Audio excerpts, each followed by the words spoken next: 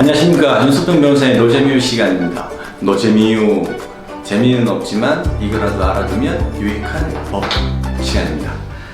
사실 제가 이거 부당이득 반환 청구에 대해서는 유튜브를 이제 찍지 않으려고 했는데, 이게 왜냐하면 부당이득은 뭐 너무나도 다양하고, 그리고 뭐 어떤 계약이라든지 이런 것들이 틀어졌을 때는 부당이득이라는 문제가 생기기 때문에 대부분 뭐 상식적으로 판단하셔도 부당이득이 된다 안 된다를 아실 수 있을 건데, 일단 부당이득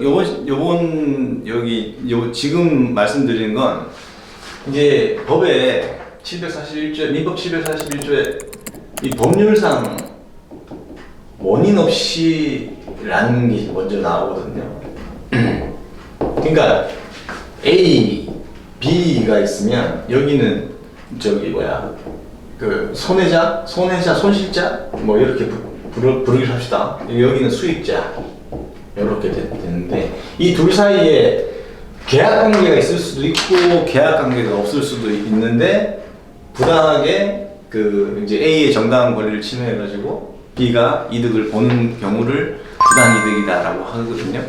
그러니까 이게 이제 법적 근거가 없는 거죠. B가 이제 이득을 가지고 있는데, 법적 근거가 없는 거죠. 그러한 재산이나 이득을 보유할 법적 권한이 없는 거거든요. 그럼 이게 뭐냐면 이제 뭐 무효, 그다음 취소, 해제, 뭐 여러 가지 사유가 있을 겁니다. 이 법적 근거가 없어지는 것은.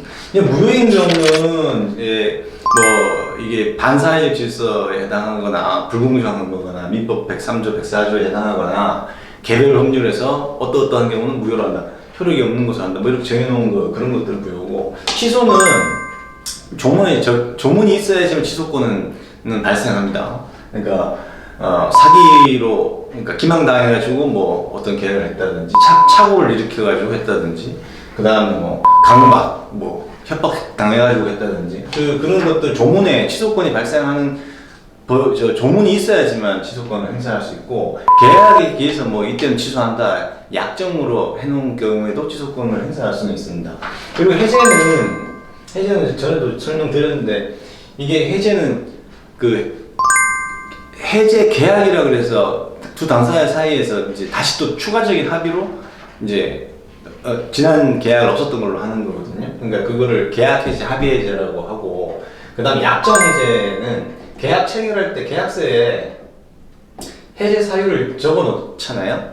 그걸 행사하는 거고, 그러니까 법정 해제는 이제 법에 이제 채무 불이행을 했을 때 해제하는 경우를 합니다. 이런 경우에 이제 A, B 사이에 이제 어떤 계약 관계라든지 이런 것들이 소급해서 없어지는 거니까, 소유력을 상실하는 거니까 주고받았던 것들은 다 이제 부당이득이 되는 것이죠. 근데 부당이득하고 손해배상하고 뭐 분명히 용어가 틀리니까 차이가 있을 건데, 만약에 사기를 당해서 내가 1억을, 사기를 당해서 B한테 1억을 줬다면은 그 1억이 이제 취소하면, 사기에 의한 소화서 단 거는 취소할 수 있거든요. 취소하게 되면 이제 부당이득 1억 원 플러스 뭐 이자가 발생하는 거고, 손해배상이라고 하면 사기가 불법행위니까 그게 이제 사기가 뭐 유죄가 된다면 손해배상도 같이 청구할 수 있습니다. 그러니까 이제 부당이득 반환 청구와 손해배상 청구를 중복해서 두 개를 청구할 수는 없지만 어느 거 하나를 선택해서 할 수 있다는 거죠. 왜냐면 저런 이제 불법행위성 취소, 불법행위성 무효 뭐 이런 것들이 그런 법률 관계라면은 선택해서 할 수 있는 겁니다. 중복해서는 안 된다. 1억 줬다 그래서 부당이득으로 1억 받고 손해배상으로 1억 받고 이렇게는 안 된다는 거죠. 자, 그러면 자주 받는 질문 중에 하나가 무효는 의사표시 안 해도 되지만 취소, 해제 뭐 이런 것들을 꼭 소송 전에 내용 증명 보내야 되느냐 이렇게 물어보시는 분들이 많은데, 소장으로 가름할 수가 있습니다. 의사표시를. 그래서 굳이 소송 전에 뭐 돈 들여서 내용 증명을 보내서 해제한다, 취소한다 이런 걸 하실 필요는 없습니다. 소장으로 할 수 있다.